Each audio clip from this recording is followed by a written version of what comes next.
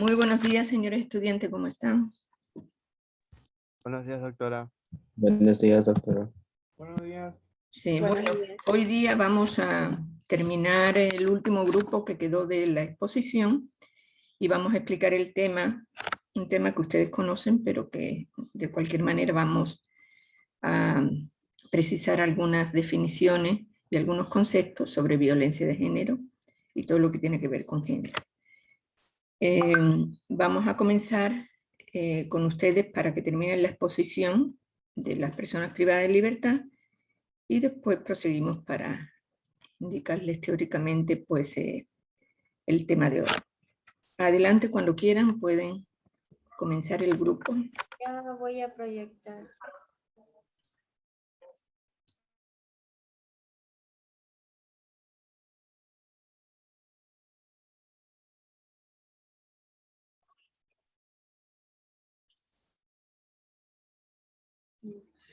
Buenos días con todos. Nosotros tenemos lo que es el tema de las personas privadas de la libertad. Entre los integrantes tenemos a Dayana Macías, Yamilet Pin, Rosa Reyes, Carolina Intriago y quien les habla Sayan Moreira. Ya. Primero vamos a hablar de la definición de las personas privadas de la libertad. Independientemente del motivo de su detención, las personas privadas de la libertad son aquellas que han sido separadas de su entorno habitual y no se les permite hacer sus propias decisiones en la vida. En lo que yo consulté existían diferentes tipologías en lo que vienen a ser estas personas. Yo escogí en la que es, según la teoría de Lombroso, entre ellos tenemos lo que es el criminal nato. Voy a hablarles sobre pequeñas características de cada uno de estos. Tenemos de que el criminal nato posee una falta de remordimiento ante sus actos, una insensibilidad moral. También tenemos que son impulsivos y a veces son demasiado radicales. A estos les resulta muy fácil lo que es matar, robar y viven en promiscuidad sexual. En lo que viene a ser el delincuente loco moral, podemos decir que estas son personas muy precoces y llegan a odiar a las personas con o sin motivos. Estos suelen ser muy vanidosos, egoístas y no llegan a justificar lo que son sus delitos. En lo que viene a ser el delincuente epiléptico, podemos decir que estos suelen ser muy violentos y en breve llegan a calmarse tras cometer sus delitos. Y también decimos de que estos poseen varios cambios de humor en cada momento. En lo que viene a ser el delincuente loco, en estos es aquel que ha cometido un crimen y en lo que hace posteriormente a realizarlo. En lo que viene a ser, cierto, estos se dividen en dos. Tenemos al alcohólico histérico, al alcohólico y al histérico. En lo que viene a ser el alcohólico, suele ofrecer una vida anterior que es muy honesta y suelen ser apáticos e indiferentes. Estos recurren bastante a lo que es el alcohol, como su propio nombre lo dice. Y en lo que viene a ser el delincuente histérico, podemos decir que son muy inteligentes pero inestables, con una venganza complicada o escandalosas. Estos tienen tendencia al erotismo. En lo que viene a ser el tipo matoide, podemos decir que estas son personas con una buena profesión y suelen alardear sobre sus méritos. Estos también, otra característica que tienen es que no poseen ninguna anomalía física, se podría decir. En lo que viene a ser del tipo pasional, estas son personas que poseen una gran belleza en su físico, son honestos de alma, tienen una gran tendencia suicida, también poseen amnesia y conmoción tras su delito. En lo que viene a ser el delincuente ocasional podemos encontrar de tres tipos. Tenemos a aquellas personas que cometen sus delitos de manera involuntaria, el otro tipo que tenemos está aquellos que tienen empatía y cometen un delito según la circunstancia en la que se encuentren.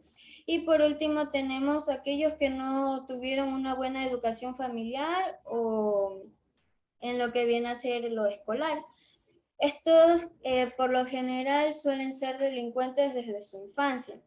Por último tenemos a lo que es el delincuente femenina, que poseen una gran belleza y suelen ser mujeres. Y estas se las considera degeneradas también, y una falta de asociación a lo que es lo maternal.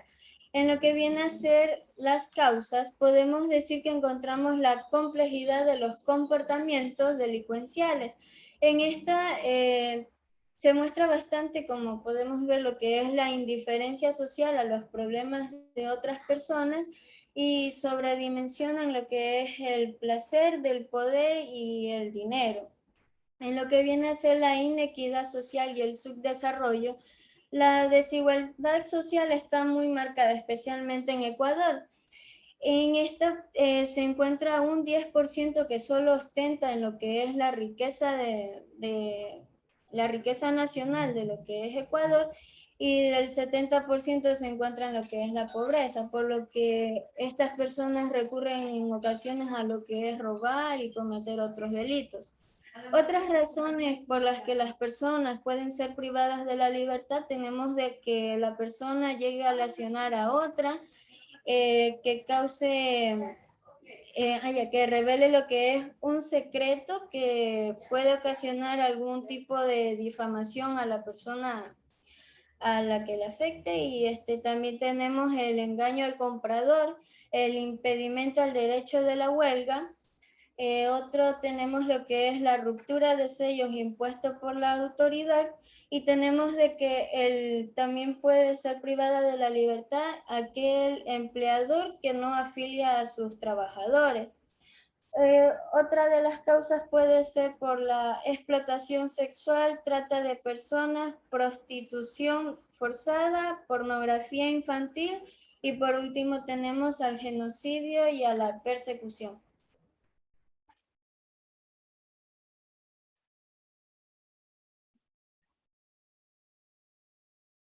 Compañera. Buenos días, doctora. Yo voy a hablar acerca de los centros de rehabilitación social y la población que hay en este. Ecuador cuenta con 66 centros de rehabilitación social, con una población penitenciaria de 38.693 personas, de las cuales el 93% corresponde a 36.173 detenidos, hombres, y 2.520 mujeres. Estas cifras determinan que el 92% de las personas tienen una nacionalidad ecuatoriana, el 5% colombiana, el 2% venezolana y 1% de otras nacionalidades. Estos detenidos van a estar distribuidos en 37 centros de privación de libertad y 11 centros de adolescentes infractores, de los cuales solamente el 58% perdón, tiene sentencia y el 42% está en proceso. De estos, la mayoría de los infractores está el 27% detenido por delitos relacionados con drogas, el 26% por delitos contra la propiedad, el 16% por delitos contra la integridad sexual, el 13% por delitos contra la inviolabilidad de la vida, y el 4% por asociación ilícita y delincuencia asociada, organizada. La siguiente diapositiva, por favor.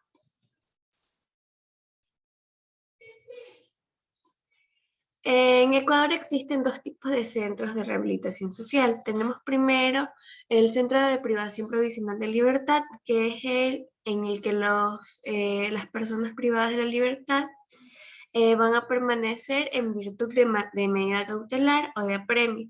Esta va a estar impuesta por un juez competente y estas personas van a ser tratados aplicando el principio de inocencia. En caso de que una persona se le ha impuesto una medida cautelar privativa de libertad y que por el delito cometido revele que se trata de una persona de extrema peligrosidad, con el fin de precautelar la seguridad del centro y de los otros privados de la libertad, se podrá disponer su internamiento en otro centro que preste las seguridades necesarias. Estos centros van a tener una pequeña sección para las personas aprendidas en flagrancia.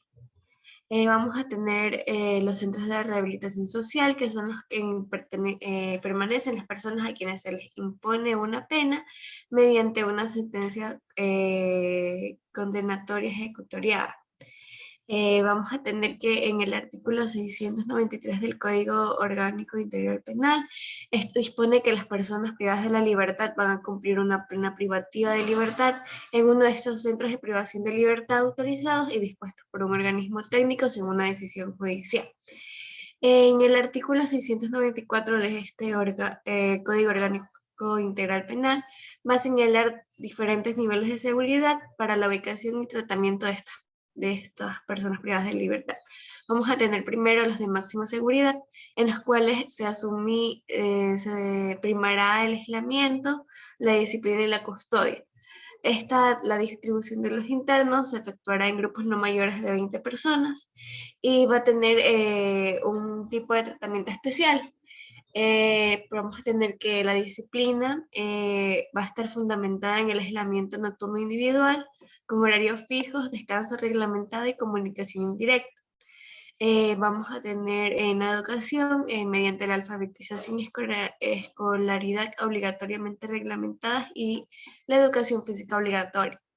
El trabajo común reglamentado se realizará en grupos no mayores de 20 personas y la salud integral va a estar el aislamiento preventivo y el tratamiento permanente. Vamos a tener de media seguridad, en los cuales va a primar el trabajo y la educación, y la distribución de los internos se efectuará en grupos no mayores de 100 personas.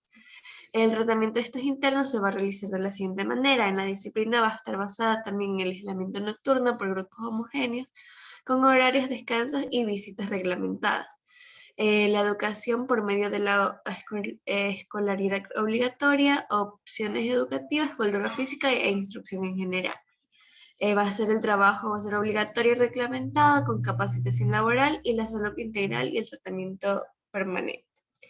Y vamos a tener por último los de mínima seguridad, en los cuales se va a primar el trabajo y la educación autocontrolada.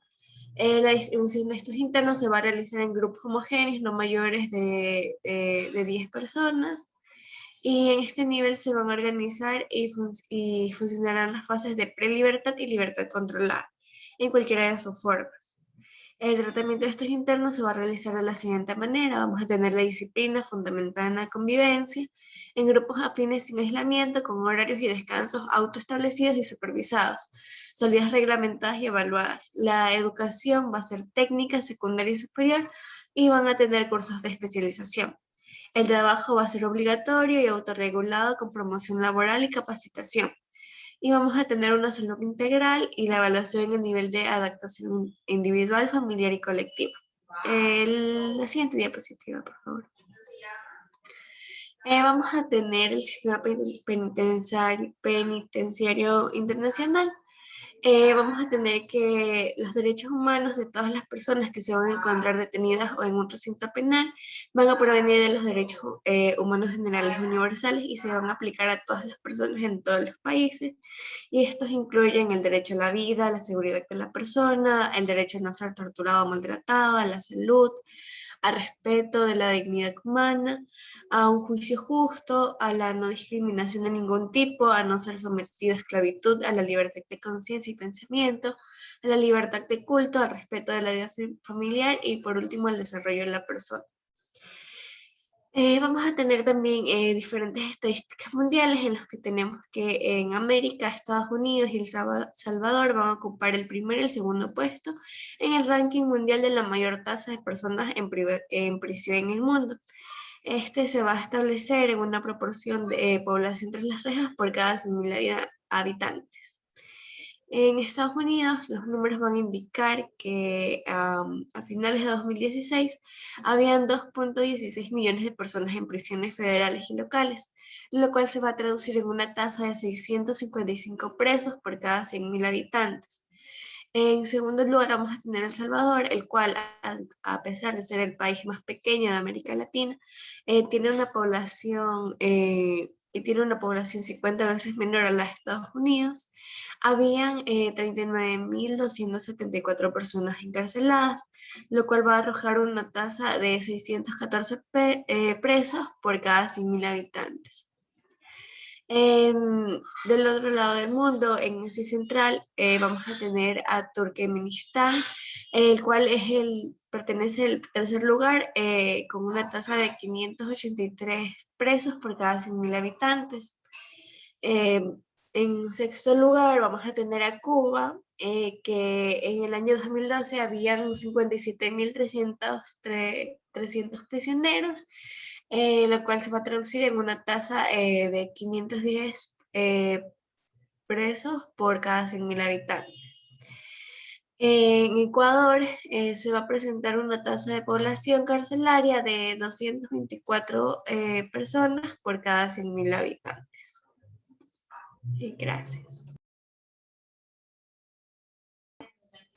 Derechos y garantías de las personas privadas de libertad. Las personas privadas de libertad gozarán de los derechos y garantías reconocidas de la Constitución de la República y los instrumentos internacionales de derechos humanos.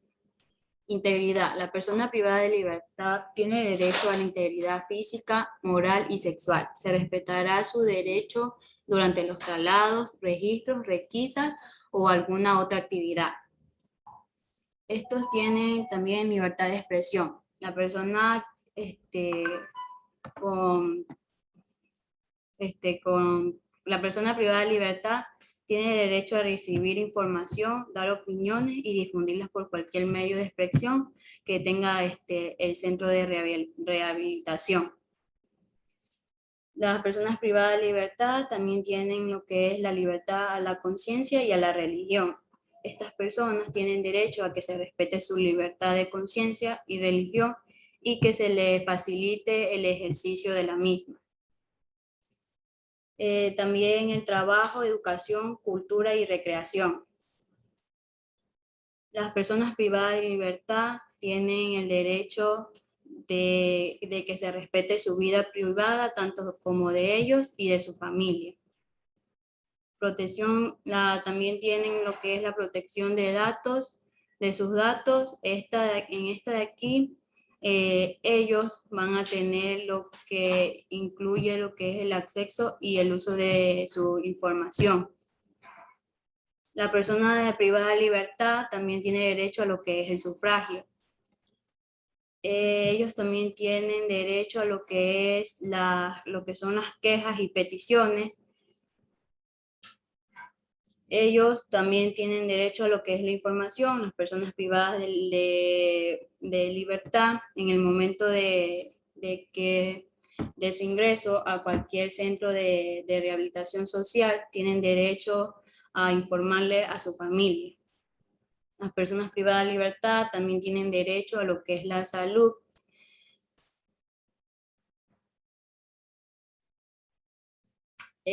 También las personas privadas de libertad van a tener lo que es el derecho a lo que es la alimentación. Estas personas van a tener una nutrición adecuada en cuanto a calidad y cantidad.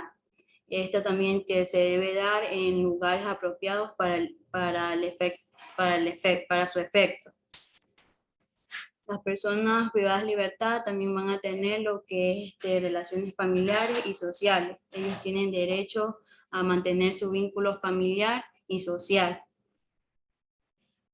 También tienen derecho a lo que es la comunicación y visita. En caso de las personas que son extranjeras, a estas personas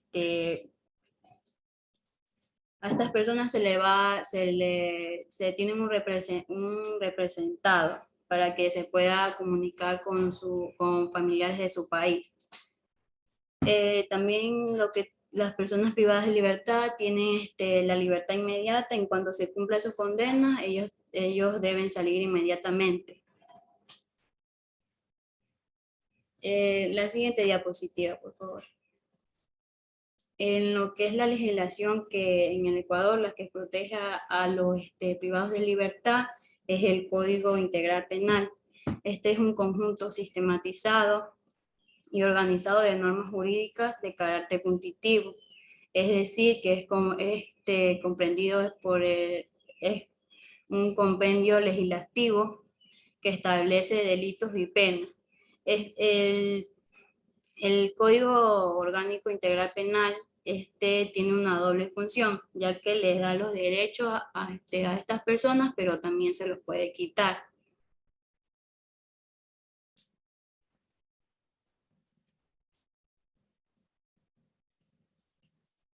Eso es todo de mi exposición. Bueno, yo les voy a hablar sobre el cumplimiento de los derechos en el Ecuador. En el Ecuador, al haber una violación de los derechos humanos de las personas privadas de la libertad, el Ministerio de Justicia y Derechos Humanos abordó el tema de la ejecución penal y derechos humanos, una mirada crítica a la privación de la libertad.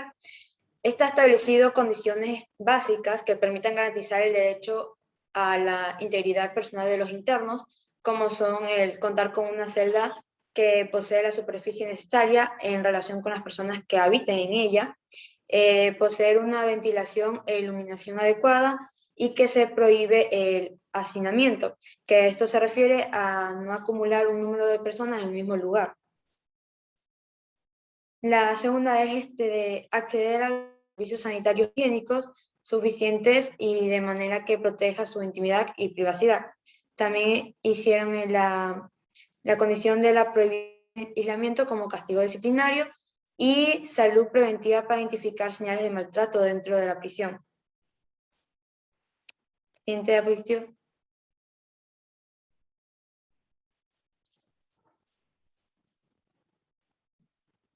¿Me pueden cambiar la diapositiva, por favor? Sí, ahí. Ya, en los programas actuales que favorecen a este colectivo, el programa actual que favorece a las personas privadas de la libertad es el programa de la rehabilitación social, el cual va a contar con fases o tratamientos.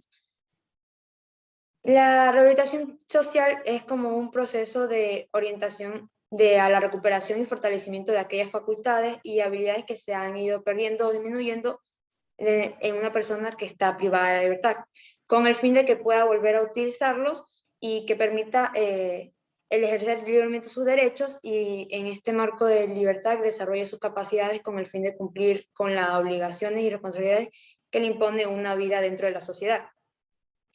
Como ya había mencionado, este programa cuenta con tratamientos, los cuales los principales son la individualización, donde aquí vamos a perfeccionar la personalidad del interno, en donde se debe emplear de manera social, pedagógica, psicológica y psiquiátrica. También está el de tratamiento de constitucionalidad, en donde este va a poner énfasis en el hecho de que el recluso no pierda su calidad de persona con capacidades de razonar y conservar sus derechos fundamentales. El siguiente tratamiento es el de judicialidad, el cual es como la acción judicial donde tiene el propósito de salvaguardar los derechos e intereses de la persona y eliminar toda violencia a la administración penitenciaria. Y por último está el tratamiento del voluntario, donde ya no busca perfeccionar la personalidad del interno, sino que busca estudiar la personalidad y así evaluarlo cómo va su comportamiento. Eso es todo de mi parte. Bueno, yo les voy a hablar sobre los aspectos positivos y negativos de las personas privadas de la libertad. Entre los aspectos positivos, estas personas se hacen visibles a mecanismos de adaptación, estrategia de afrontamiento, recursos de resistencia generalizados en la personalidad, fortalecimiento con el vínculo familiar. relaciones interpersonales que estas van a implicar un factor de riesgo y vulnerabilidad. También lo que es el aumento de la práctica religiosa, implicación personal en el área laboral, también la educación, que muchas veces esto les genera una sensación a ellos de superación personal, el fortalecimiento de las habilidades y competencias para el sostenimiento económico. Y bueno, entre los aspectos negativos tenemos que estas personas presentan actualmente una mala desorganización, malas condiciones físicas, están en un mal clima, maltrato de superiores, poca estabilidad, alteraciones de salud, recurren lo que es la crisis y lo que también muchas veces la falta de alimentos. Bueno, les voy a hablar sobre el acceso de salud de las personas privadas de la libertad. Bueno, estas personas, pese a su medio que están, tienen derecho a lo que es una vida digna. Y bueno, esto es una de las responsabilidades del Estado, garantizarle a esta población la atención médica especialmente, desde el mismo momento que dicha población está en custodia del Estado.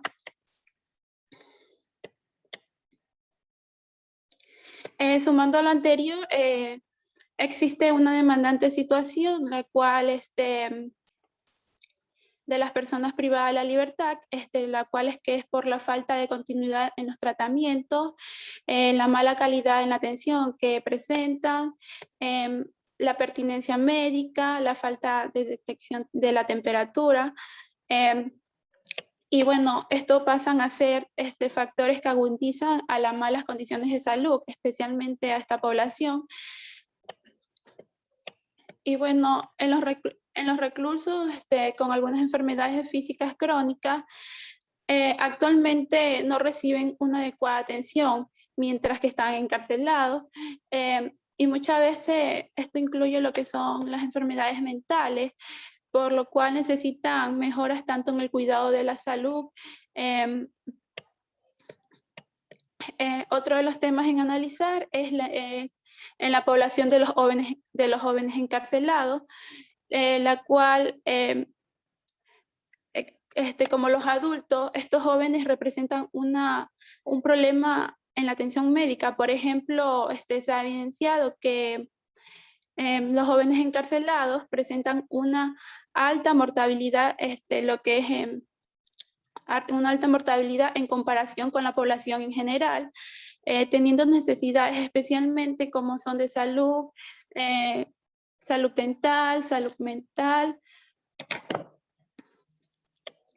Y otros temas en analizar también son el caso de las mujeres, que forman una creciente minoría dentro de lo que es esta población carcelaria. Y especialmente estas mujeres tienen muchas necesidades y características distintas. Bueno, especialmente las mujeres mayor de 50 años, cuyo su acceso de salud y la atención médica en sus relaciones, con el fin que esto aumenta lo que es la vulnerabilidad de lo que es las condiciones físicas de la salud. Y actualmente estas mujeres presentan a sufrir problemas de salud y muchas veces también esto es por el impacto inicial del encarcelamiento, también por la separación de sus familias, porque obvio se separan, y también por la vida forzadas con otras mujeres. Y muchas veces estas mujeres presentan también lo que son problemas de abstinencias de drogas, y esto afecta mucho lo que es la salud mental. Y otro de los temas a analizar también es el caso de las mujeres embarazadas encarceladas, las cuales no presentan una condición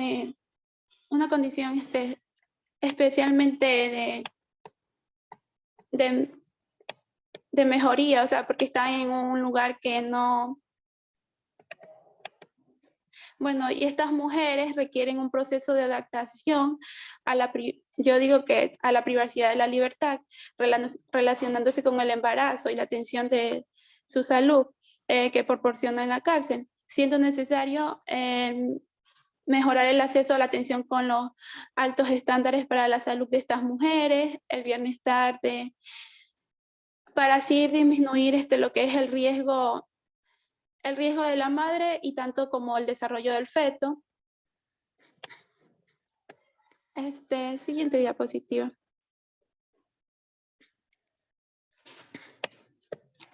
Y bueno, estas personas, este grupo, presentan lo que son problemas como el hacinamiento y la sobrepoblación.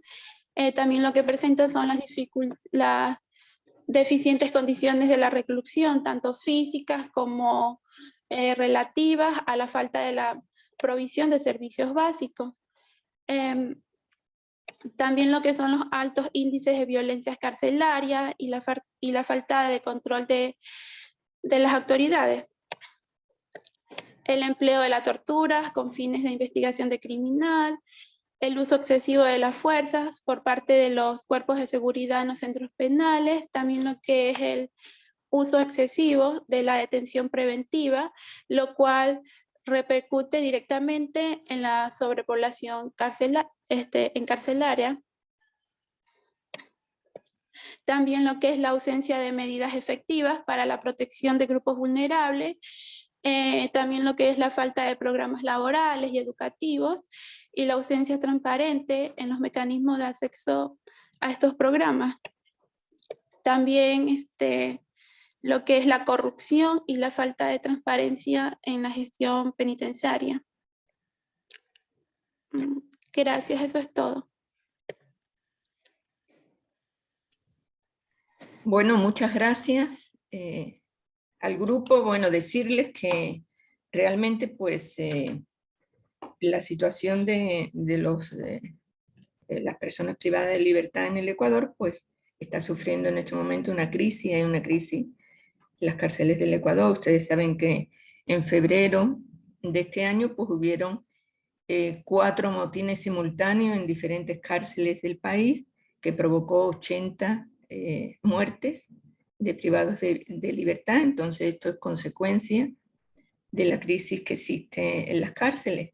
Ustedes han visto que el Código Orgánico Integral Penal es muy claro en cómo tiene que ser el sistema, es un sistema de rehabilitación, pero la realidad es otra completamente distinta. Se ha visto que desde las cárceles se organizan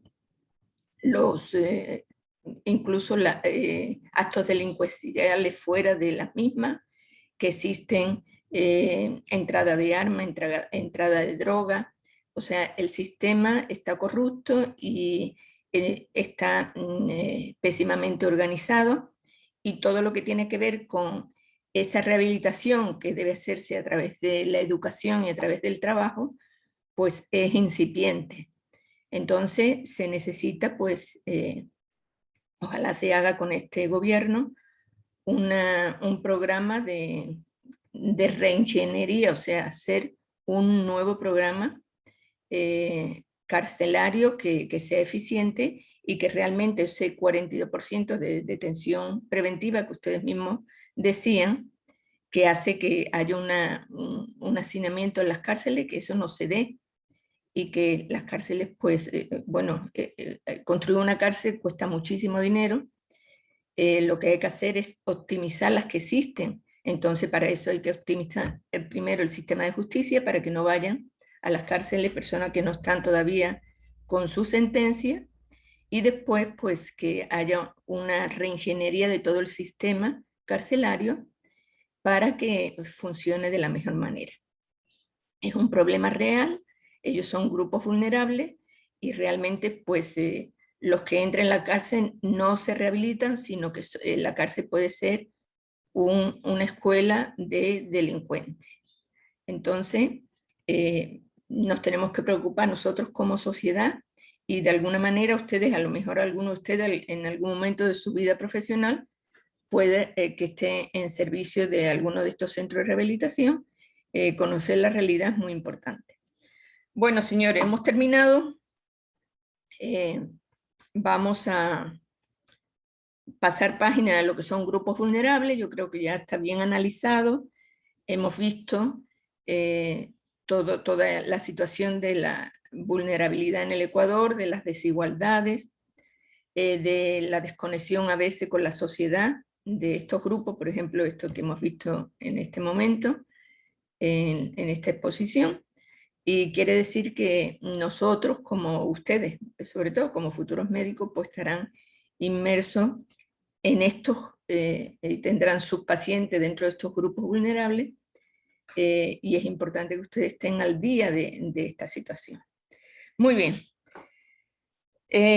Ahora vamos a comenzar el otro tema, un tema importante también, un tema de una alta prevalencia, como es la violencia de género.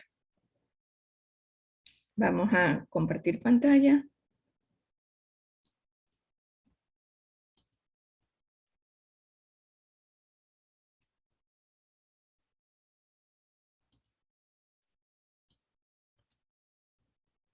Sí estamos viendo, ¿verdad? Ok. Bueno, vamos a ver, este tema es un tema que, como es de tan actualidad, ustedes lo tienen, seguro que lo conocen, lo han debatido, y es un tema que realmente pues preocupa a la sociedad en general. Pero vamos a abordar el tema buscando algunas definiciones y pensando en que de dónde parte esta violencia de género, cuál es la génesis, cuál es la causa, para de ahí ir desarrollando cómo se presenta la violencia de género hacia las mujeres. Bueno, vamos a ver algunas definiciones. Vamos a ver lo que son roles. Bueno, los roles pues son, como indica, un conjunto de funciones, de tareas y responsabilidades que se generan en la sociedad. Es un modelo que se repite. Las conductas y actividades que asume un hombre o una mujer son roles que le define la sociedad, o sea, los roles son culturales. ¿Y qué son los estereotipos? Los estereotipos son una percepción acerca de determinados rasgos que se atribuyen a un grupo. Es una imagen mental simplificada, quizá matizada por creencia y por, diríamos, definiciones o construcciones culturales que a veces, ¿qué es lo que hace? Es como si una lente distorsionara la realidad. Entonces, bueno, los estereotipos, vamos a ver algún estereotipo. Por ejemplo, si nace un niño, pues se le pone azul porque el niño necesita esa identificación de ropa azul. Si a un niño le ponen una ropa rosa, ¿qué le dicen? Que el niño es mariquita, con esas palabras. Y la niña pues necesita una ropa rosa. O sea, son las divisiones, diríamos, sociales que tienen que tener tanto hombres como mujeres. Los estereotipos más comunes en relación a hombres y mujeres es que el varón es el proveedor del sustento familiar y la mujer debe encargarse de la esfera doméstica.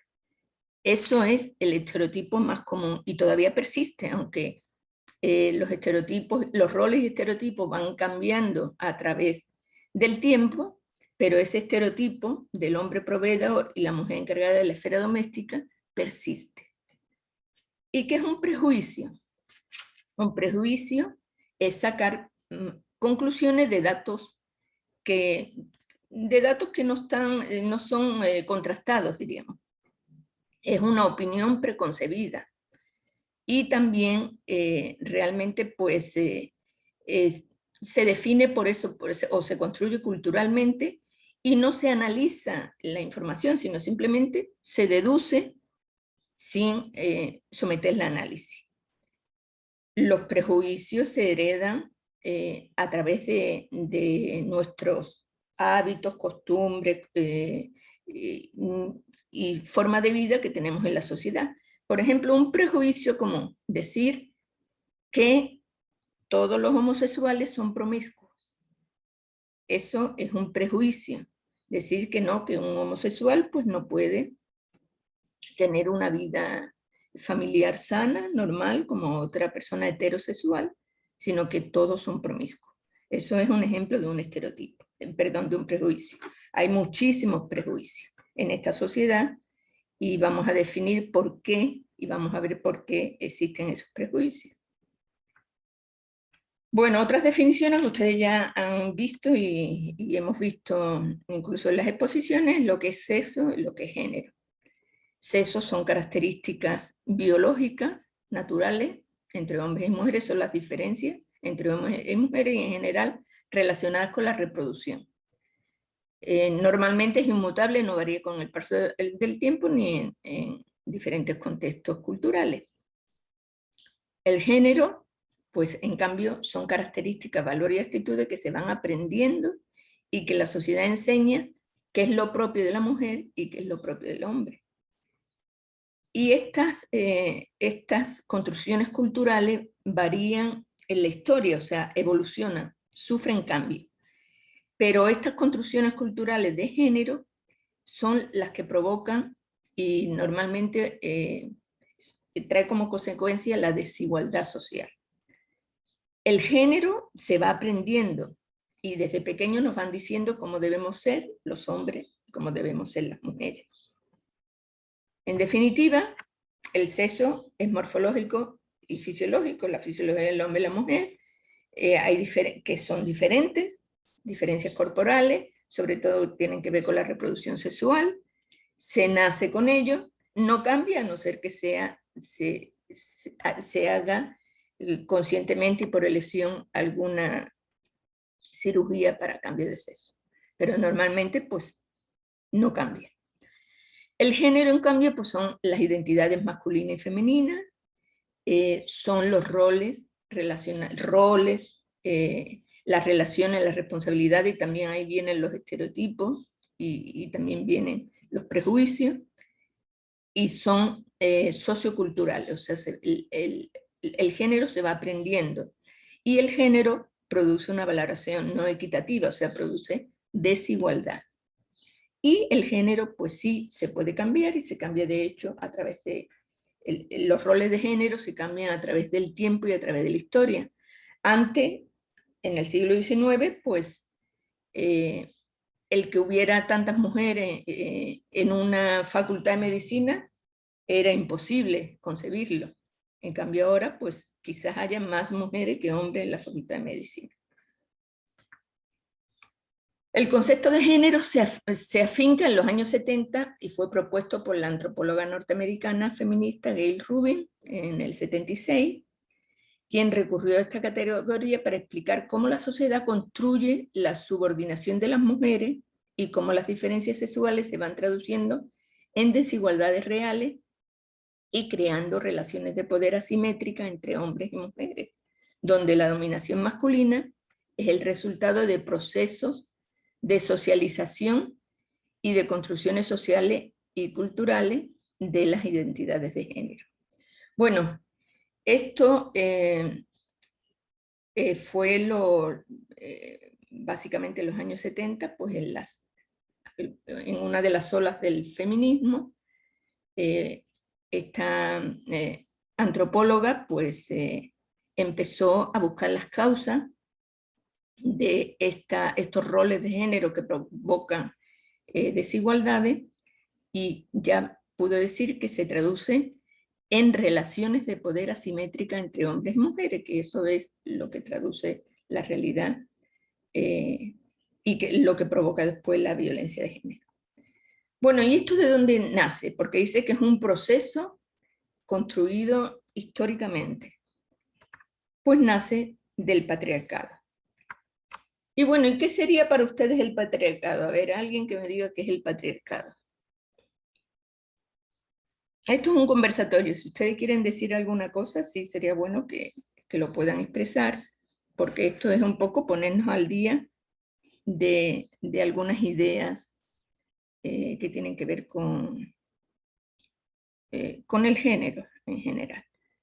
A ver, ¿qué sería el patriarcado, por favor?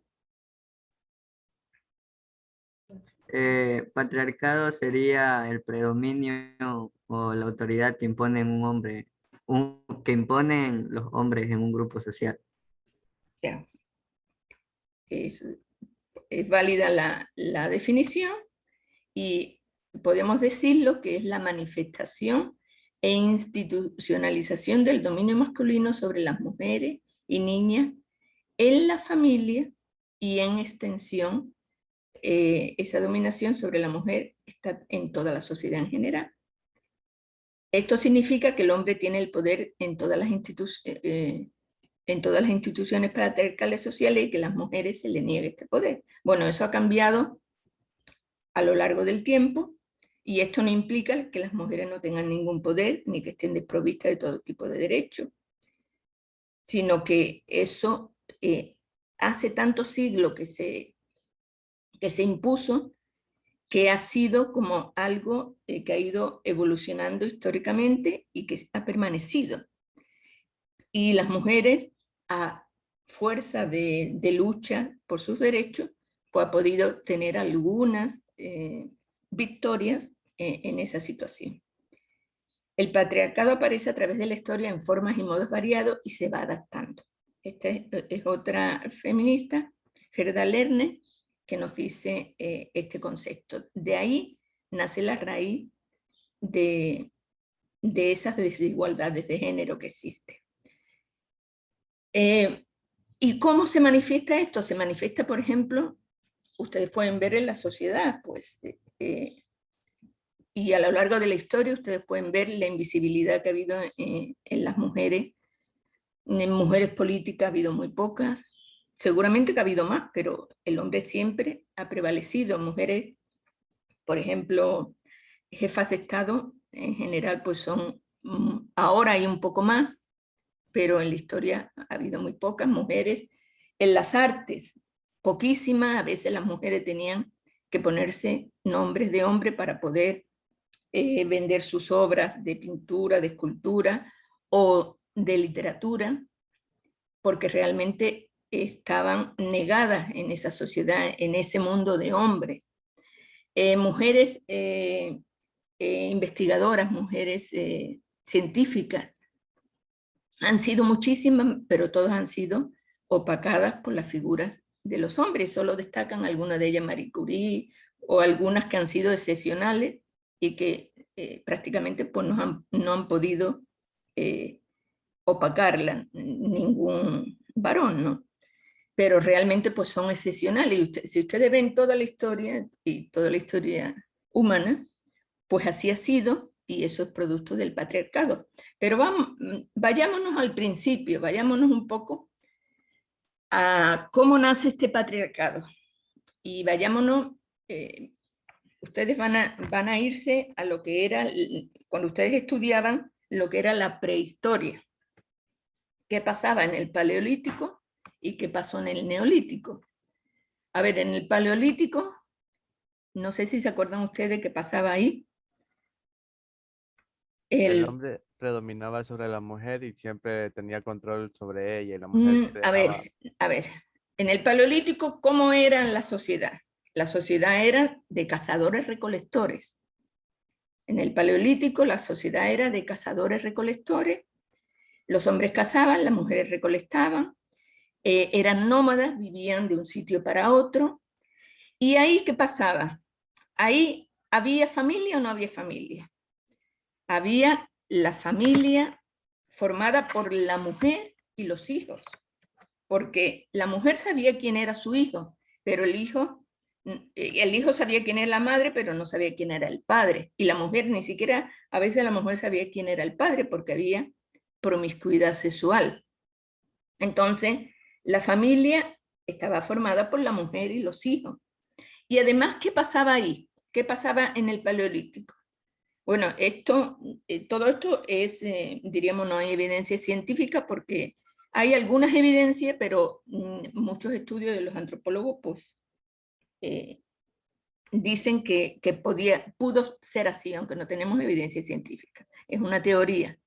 Y yo les voy a exponer esta teoría, a veces ustedes pueden creerla o no pueden creerla, pero es lo que nos dicen científicos que no son feministas, son científicos, antropólogos, que han estudiado esa etapa diríamos, de la prehistoria. Entonces, en ese paleolítico, la mujer, ¿qué tenía la mujer que no tenía el hombre y que le hacía especial? A ver, ¿qué se les ocurre a usted? La mujer que tenía y que tiene, que le hace distinta del hombre y que le hace tan especial.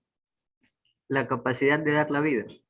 Así es, la mujer es creadora de vida. Hasta ahora es un milagro, es algo maravilloso que la mujer sea creadora de vida, pero ustedes, si se transportan a 20.000, 30.000 años,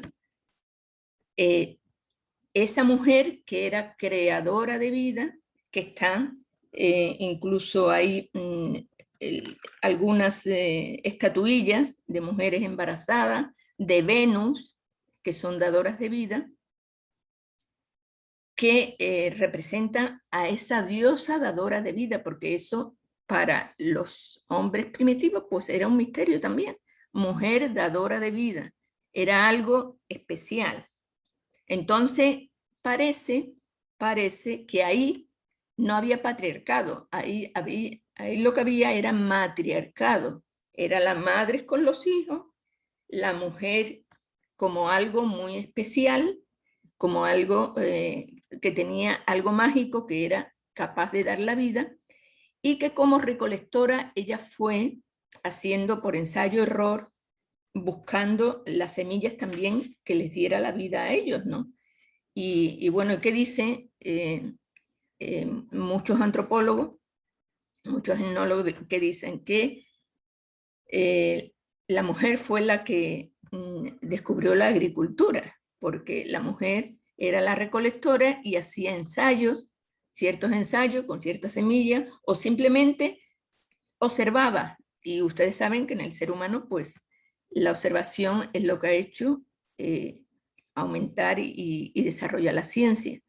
Entonces, la mujer iba observando cómo esas semillas podían crecer y podían dar un fruto, y entonces ahí del paleolítico se pasa al neolítico. Y en el neolítico, ¿qué ocurre? A ver, acuérdense ustedes, ¿qué ocurre en el neolítico?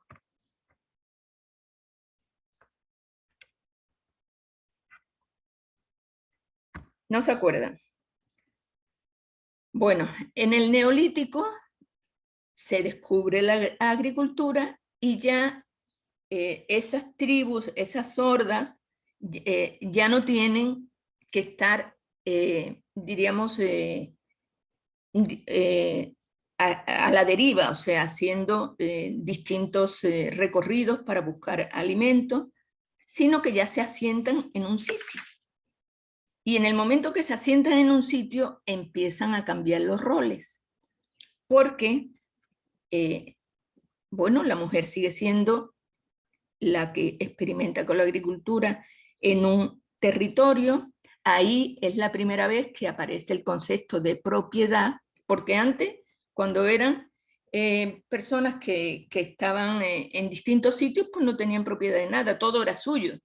Pero ahora, cuando se asientan en un sitio determinado, donde plantan una serie de semillas para su alimentación, donde empiezan a domesticar ciertos animales, eso hace que se cambien los roles.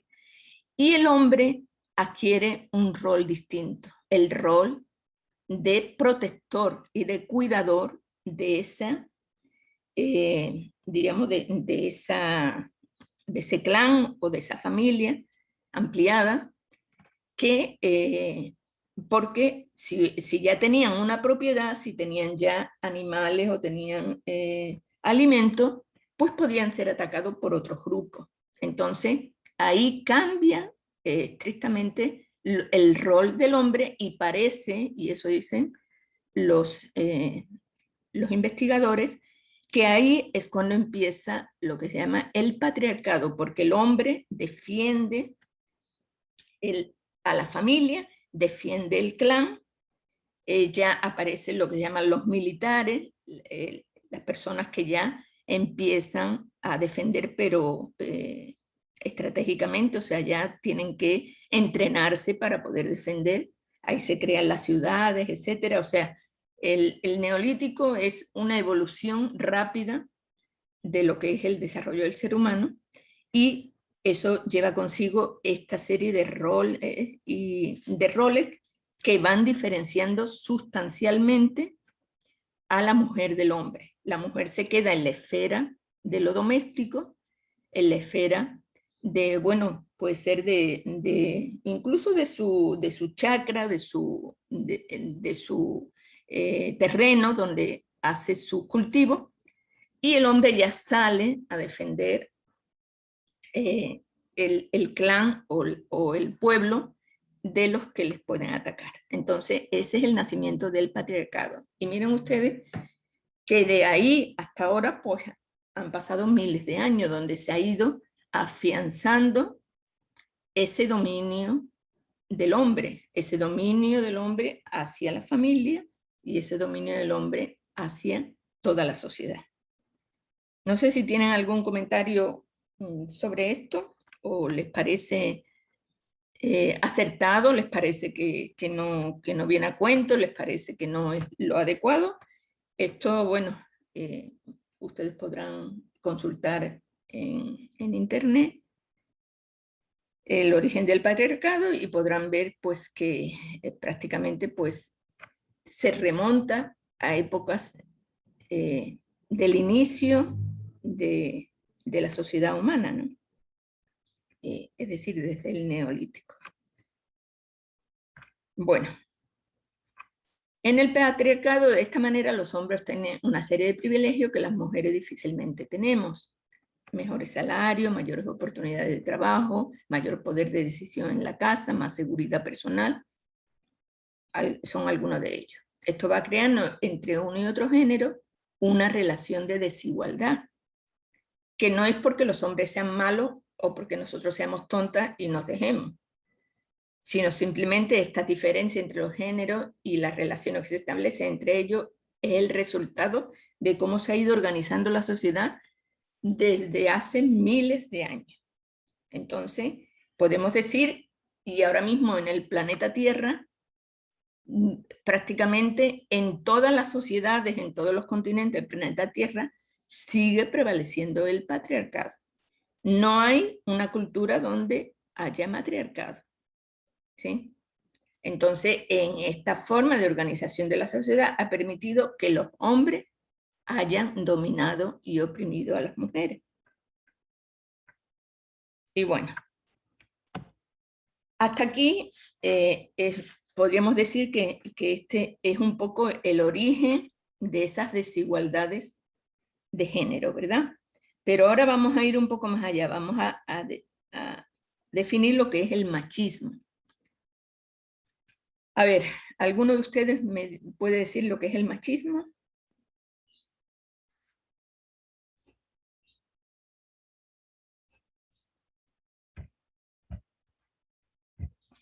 A ver, señores. Creo que es la superioridad que se da a un hombre solo por ser hombre y tratar de desprivilegiar a una mujer. Bueno, se podría decir, está bien la definición, pero le falta algo. A ver. O también se hace referencia a las actitudes que tiene un hombre hacia una mujer, que tiene una forma de pensar, a veces se la considera errónea socialmente.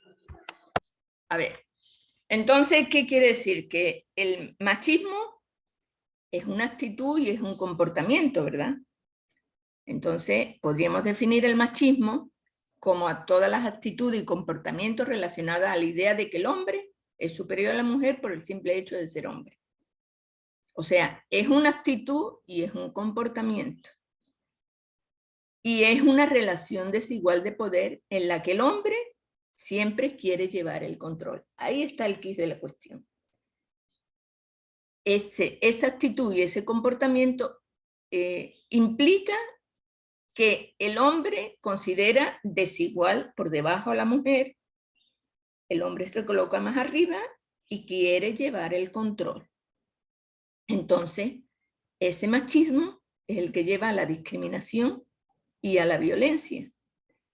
Y es el que prácticamente pues, prevalece en muchísimos países, sean desarrollados o en vía de desarrollo. Ahora, diríamos que el machismo, ¿qué será lo contrario del machismo? A ver. ¿Qué creen ustedes que es lo contrario del machismo? El feminismo.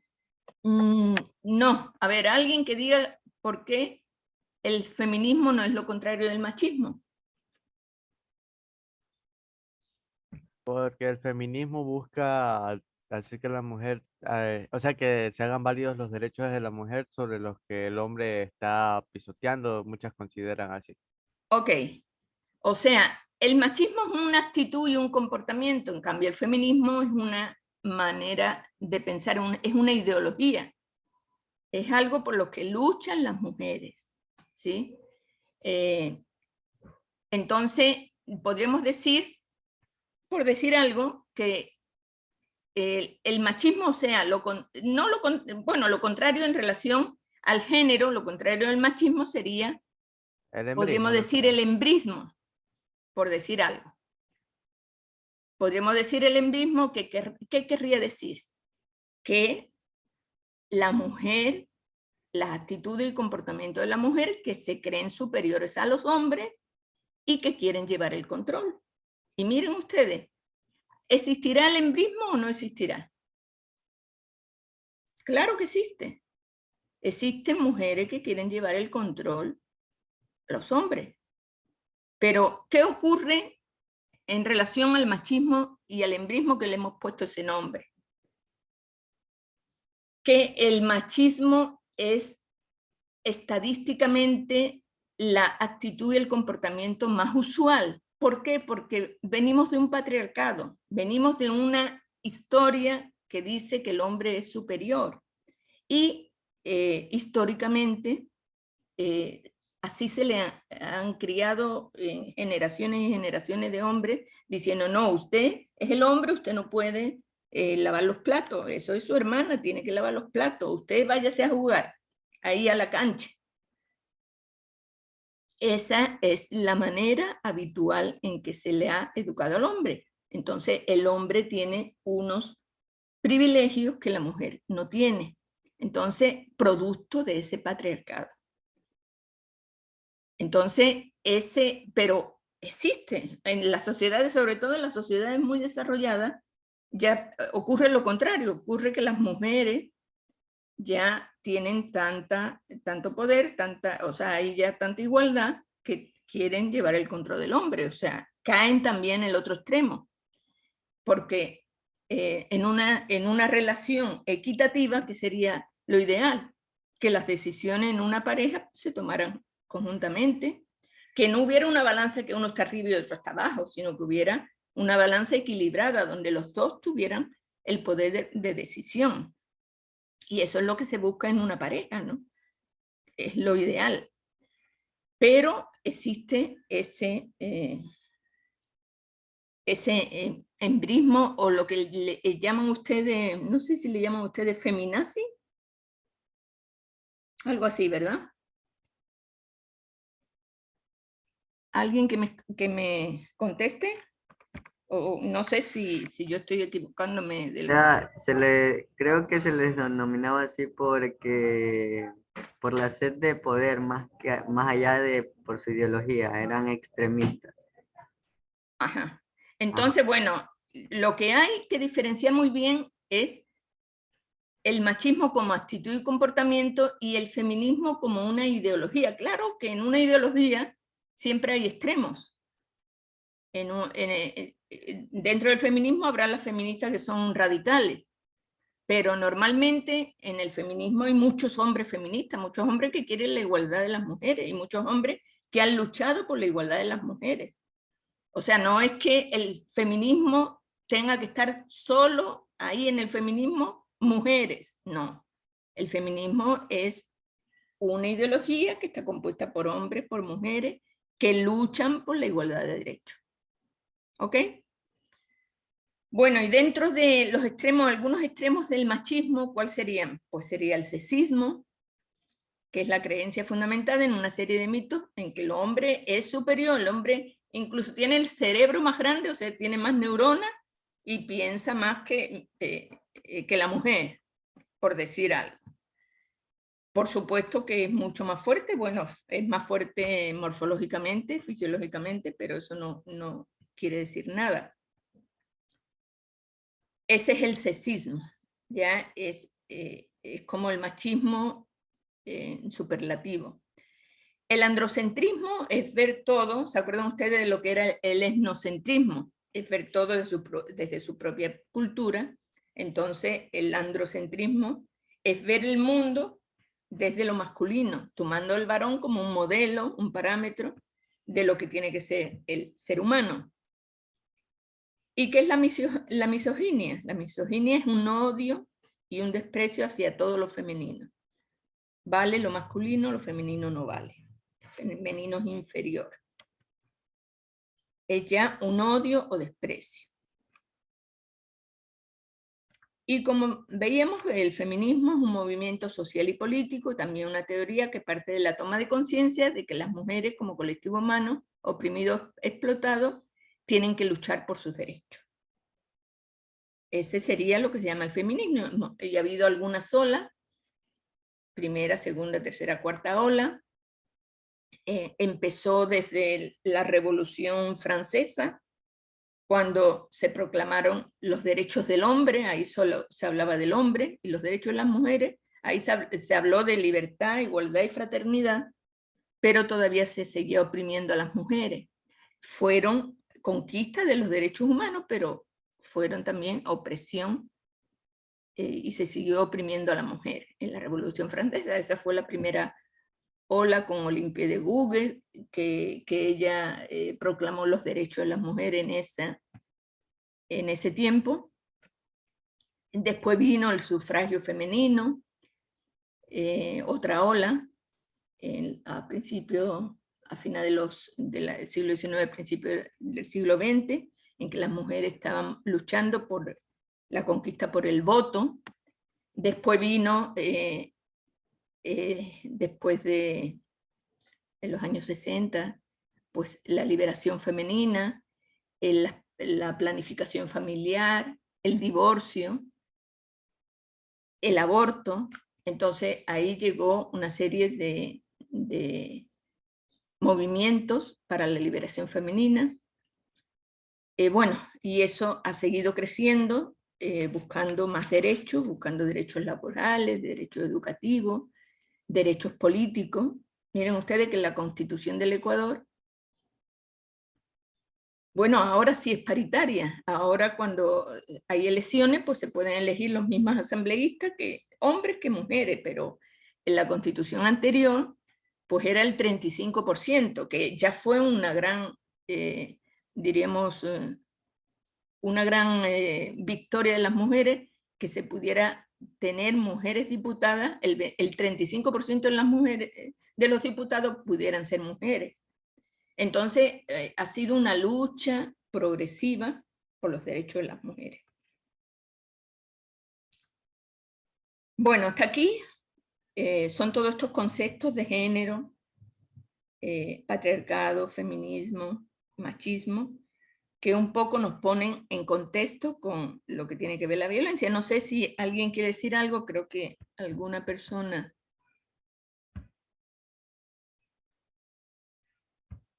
ya nos dijo el embrismo, bueno, en su momento, ¿está bien?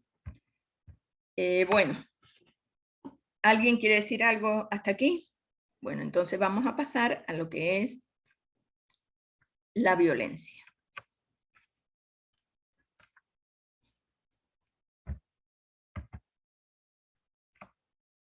Bueno, la violencia es una relación donde se utiliza la fuerza para imponer algo.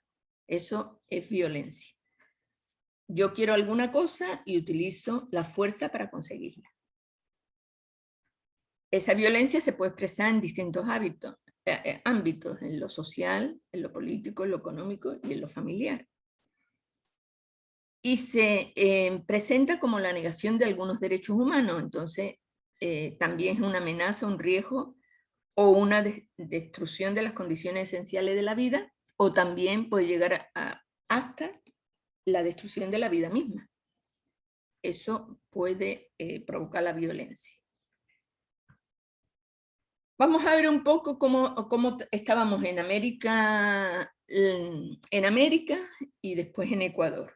Bueno, en todos los países de América Latina, hasta los años 90 del siglo pasado, la violencia contra las mujeres era considerada un asunto privado, familiar, en el cual el Estado no debía intervenir.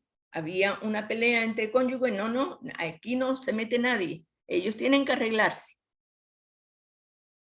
Por eso no se conocía la magnitud del problema y la violencia de género se invisibilizaba, no se sabía, tanto en el ámbito legislativo como en el ejecutivo, como en el judicial y en todos los sectores de la sociedad, en el ámbito familiar, por ejemplo, ¿no?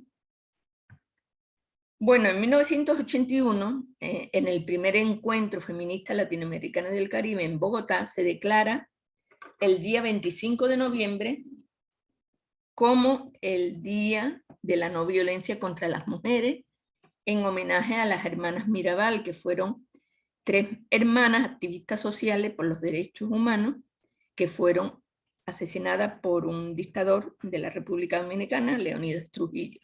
Entonces, en honor a ella, pues, que fue el día que las asesinaron, ahí en este encuentro feminista, pues dijeron el 25 de noviembre, conmemoremos el Día de la No Violencia contra las Mujeres. Bueno, en 1993, la Asamblea General de la ONU aprobó una declaración, la Declaración sobre la Eliminación de la Violencia contra la Mujer.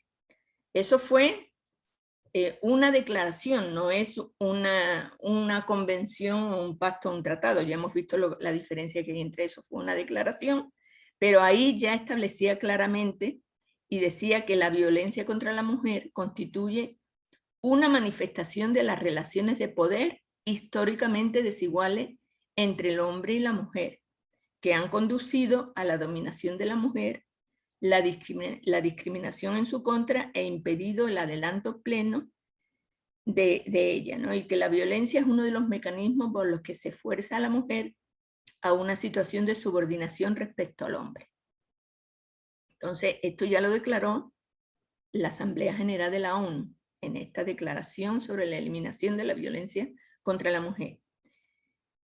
En 1996, apenas en 1996, hubo una Asamblea Mundial de la Salud, también organizada por la ONU, y aprobó una resolución en la que decía que la violencia hacia la mujer es uno de los problemas de salud pública en todo el mundo.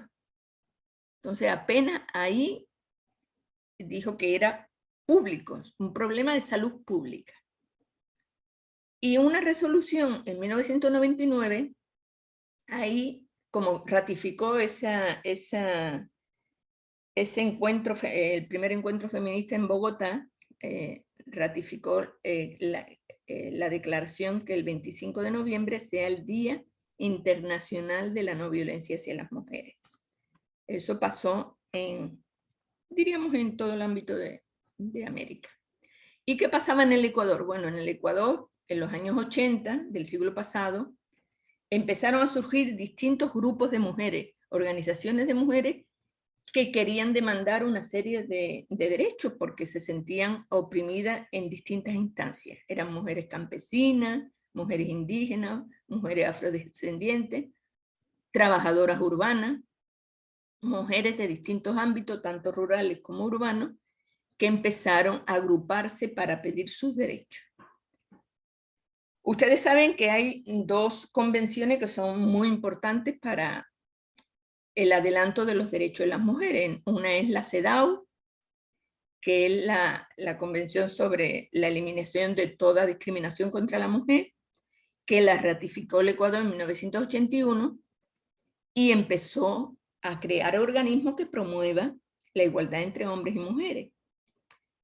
Y por otro lado, bueno, ahí en el 86, miren que en el 81 ratificó, o sea, suscribió esa convención, y en el 86 ya se creó, había una oficinita de la mujer en el 80, pero después de ratificar la CEDAW, pues se creó la Dirección Nacional de la Mujer, que fue ya una dirección más grande, dependiente del Ministerio de Bienestar Social, pero con el apoyo de las organizaciones de mujeres, con el tiempo se crea el Consejo Nacional de las Mujeres, el CONAMU, que fue realmente algo muy importante para el desarrollo de los derechos en el Ecuador.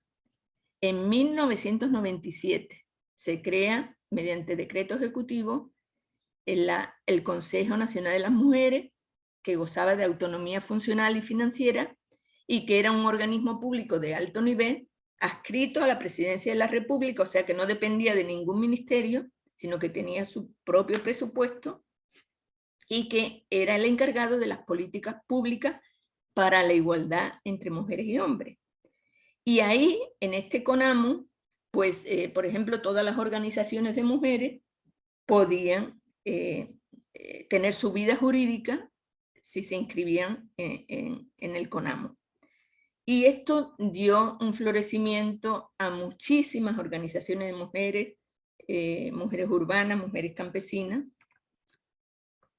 Y cuando se aprueba en 1994, que ya se había, o sea, esto fue antes del CONAMU, pero en 1994 el Ecuador también aprueba la Convención de Belén do Pará, si ustedes se acuerdan, que era para prevenir, sancionar y erradicar la violencia contra la mujer.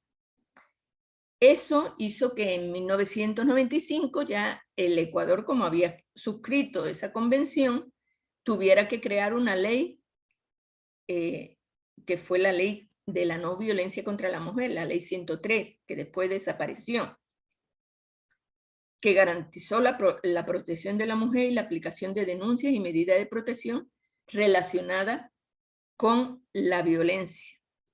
Y creó las comisarías de la mujer y la familia. Antes había lo que se llamaba la comisaría de la mujer y la familia. ¿Y qué eran eso? Pues eran unas comisarías que sí, bueno, si alguna mujer sufría violencia de su conviviente, de su exconviviente, de su novio, de su marido, etcétera, acudía a esa comisaría de la mujer y la familia, le daban una boleta de auxilio, le daban una serie de medidas de protección relacionadas con, por ejemplo, el alejamiento del agresor, una serie de cuestiones para que no se repitiera esa violencia. Pero ¿qué ocurría con estas comisarías? Que estas comisarías eran solo, la violencia no era delito, era solo una contravención. O sea, una persona, un marido o un conviviente podía darle una paliza a la mujer y partirle un brazo y una pierna, y lo máximo que tenía era 15 días de cárcel. O sea, de cárcel no, sino simplemente de reclusión, porque no iba a ninguna cárcel, y tenía que pagar una multa, porque estos delitos, aunque fueran a la fiscalía, nunca llegaban a hacerse realidad, porque prácticamente no había una ley que sustentara que la violencia contra la mujer era un delito. Bueno, ¿qué pasó ya con el paso de los años? En el 2007, ustedes saben que estamos en las puertas de la nueva Constitución, que ahí empieza el gobierno de Correa. Ahí había 1.238 organizaciones de mujeres legalizadas y registradas en el CONAMU. Miren ustedes, 1.238. Había 2 observatorios ciudadanos en el tema de derechos de las mujeres y de género. Había 143 comités de usuarias para la ley de maternidad gratuita y atención a la infancia. Había 7 comités de vigilancia para la erradicación de los delitos en el ámbito educativo. O sea, había una gran efervescencia de la organización social de hombres y mujeres que luchaban por esa igualdad de las mujeres. Pero ¿qué pasó? Que en el 2009, de un plumazo, el presidente Correa eliminó el CONAMU y estableció una comisión de transición hacia el Consejo de las Mujeres e Igualdad de Género, indicando que iba a ser todo una maravilla, que iba a haber una ley de igualdad entre hombres y mujeres, que todo iba a ser mucho mejor que lo anterior. ¿Y qué pasó ahí? Que se desmovilizó toda la organización de mujeres, porque incluso se volvieron contra las organizaciones sociales. Pero las organizaciones de mujeres siguieron trabajando. Claro que se desmovilizaron esas 1.238, quedaron muy pocas, pero se siguió trabajando. Yo les puedo decir que yo he pertenecido a algunas organizaciones de mujeres. Aquí en Manta teníamos pues diríamos por la asociación en contra de la violencia hacia la mujer. La red era una red de instituciones en contra de la violencia hacia la mujer, que éramos profesionales. Ahí había abogados y abogadas, médicos, tanto masculinos como femeninos, psicólogos y psicólogas, etcétera, trabajadoras sociales, que trabajábamos todos en pos de la mejora de estas mujeres, y se crearon unidades de atención a la violencia, que incluso fueron pioneras de algunos programas que ni existían en el país, sino que nos los fuimos inventando para apoyar ese problema tan grande que es la violencia contra la mujer. Entonces, fuimos pidiendo algunas cosas a la Asamblea Nacional, y prácticamente cuando en la Asamblea Nacional se estaba trabajando en el COIP, que es el Código Orgánico Integral Penal, que unía una serie de códigos en el país. O sea, era como hacer en una sola ley, unir una serie de leyes. Por eso, por ejemplo, desapareció la ley 103, la ley contra la violencia hacia la mujer, y prácticamente pues en el COIP recogió todo. Pero eso fue también porque muchos de nosotros, muchas de las organizaciones de mujeres, fueron también llevando a la Asamblea lo que querían las mujeres. Entonces, cuando ya se promulgó ese COIP, se creó, ya se desaparecieron las comisarías de la mujer y se creó lo que ahora se llama las unidades judiciales de violencia. Ahí ya la violencia no es una contravención, la violencia es un delito. La violencia física, la violencia sexual, la violencia psicológica es un delito, y esas 30 unidades judiciales que existen en el país con 80 juezas, pues tienen unos, diríamos, equipos de trabajo anexo a los jueces, que son formados por trabajadoras sociales, por psicólogos, por abogados, que ayudan a las mujeres que sufren violencia. Entonces se mejoró esa situación, y también nosotros luchamos por crear un nuevo, diríamos, delito, que fue el femicidio. Bueno, esto me estoy adelantando. Quiere decir que realmente pues, en el Ecuador ha sido una lucha bastante importante, y que ha derivado en que se consigan algunos derechos hacia las mujeres. Bueno, se empezó, hay distintas nomenclaturas. Se empezó por lo que se llamaba violencia intrafamiliar, cuando existían las comisarías. La violencia intrafamiliar era violencia entre hombres y mujeres, pero también violencia entre la familia, incluso entre vecinos. Y el maltrato a los niños también estaba metido en la violencia intrafamiliar, el maltrato a los adultos también. Violencia hacia la mujer, pues ya se derivó directamente hacia la mujer, porque estadísticamente era el problema más urgente, que era todo acto basado en el resultado de un daño físico, sexual, psicológico para la mujer, así como amenaza, coacción o privación de libertad, que es lo que dijo incluso la ONU, ¿no? Después ya se habla de violencia de género porque ya se le da esa noción de que existe una asimetría en las relaciones de poder, o sea, hay una desigual relación de poder entre el hombre y la mujer, entre los géneros, que someten a las mujeres, a las niñas y también a aquellas personas que no reproducen los patrones dominantes de masculinidad, como por ejemplo pueden ser las personas transgénero, transexuales o los hombres gay. Todo eso se da, adquirió ese nuevo concepto de violencia de género. Y la violencia de género contra las mujeres, porque, como les decía antes, es lo que estadísticamente, por muchos estudios, pues se ha visto que, por ejemplo, el último estudio que se hizo a nivel de todo el Ecuador, 6 de cada 10 mujeres han sufrido violencia en toda su vida. Entonces quiere decir que esto es un problema realmente de salud pública. ¿Y cómo es la manifestación de la violencia? Pues esto vamos a leer exactamente lo que dice el Código Orgánico Integral Penal. Está la violencia física, que es todo acto de fuerza que cause daño, dolor o sufrimiento físico en las personas agredidas, cualquiera que sea el medio empleado y sus consecuencias. Se expresan por golpes, puñetes, patadas, cachetadas, heridas, hematomas, fracturas, intentos de estrangulamiento, mordeduras en el cuerpo, darle medicamentos u otras drogas sin su consentimiento, etc. Se utiliza cualquier instrumento, armas, la mano, piernas, medicamentos, destornilladores, botella, cable de luz, manguera, tanques de agua, electricidad, etc. El uso de la violencia física nunca es accidental, siempre es intencional. Y el femicidio es la violencia física más extrema ejercida contra la mujer como resultado de una escala progresiva continua de violencia física. La violencia física tiene un ciclo y tiene una escalada que puede llegar hasta el femicidio.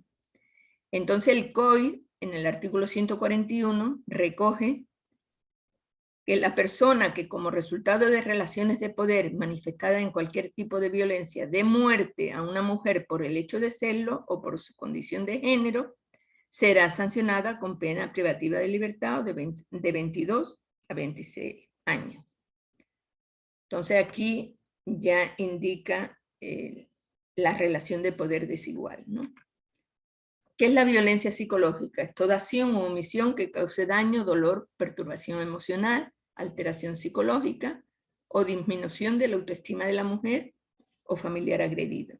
Es también la intimidación o amenaza directa hacia otro miembro de la familia, infundiendo miedo o temor a sufrir un mal grave o inminente en su persona o en tercero. Y se manifiesta con gritos, insultos, apodos, amenazas, críticas, frases encaminadas a desconocer el valor de la persona, ridiculización, el encierro, el aislamiento de la familia o del círculo de amigos, impidiendo el acceso al estudio, el trabajo o recreación, coartación de movilidad, el uso del tiempo, de las relaciones sociales, por ejemplo, el control del teléfono, perdón. Y se contempla también actos de negligencia hacia niños. ¿Y qué es la violencia patrimonial o económica? Es un tipo de violencia psicológica, pero que consiste en privar a la persona de los medios económicos de subsistencia para ella o sus hijos, o también afectarla patrimonialmente. Es todo aquel acto que destruya bienes materiales, despojo de bienes inmuebles, que venda propiedades de la familia, que se consuma el dinero que son ahorros que se deben utilizar para otras cosas, para el estudio, para un arreglo de casa, por un tratamiento médico, o también que se obligue a firmar créditos o documentos. Todo eso es violencia patrimonial. Violencia sexual es la imposición en el ejercicio de la sexualidad de una persona que lo obliga a tener relaciones u otra práctica sexual con el agresor y usando la fuerza física, la intimidación o la amenaza, la generación de dependencia emocional, eso se hace con los niños, o el abuso de poder, o cualquier otro medio coercitivo.